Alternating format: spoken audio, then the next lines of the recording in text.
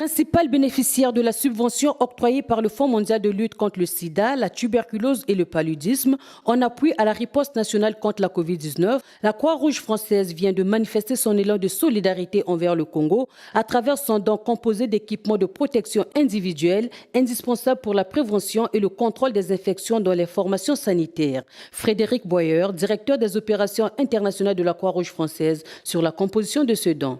Nous avons près de 41 000 masques FFP2 qui sont des masques qui protègent mieux pour le personnel soignant qui fait les actes thérapeutiques, 152 500 masques chirurgicaux, 37 000 paires de gants, 3 500 visières, 27 000 blouses, 145 000, des surchaussures et enfin 108 thermoflash. La ministre de la Santé, de la Population, de la Promotion de la Femme et de l'Intégration de la Femme au Développement, Jacqueline Lydia Mikolo, se réjouit de cet appui. Elle salue le partenariat entre le Congo et la Croix-Rouge française. C'est grâce à l'implication personnelle du président de la République, notre chef de l'État, qui, avec ses relations au niveau international, arrive à mobiliser tous ses partenaires. Un partenariat fort ancien et actif avec la Croix-Rouge française, c'est aussi une marque de reconnaissance de ce que nous travaillons main dans la main. Ils font confiance aux acteurs congolais, au gouvernement congolais, pour que cette lutte soit menée à bien par notre pays. Le matériel arrivé au Congo est de 13 tonnes, dont une partie sera acheminée vers Kinshasa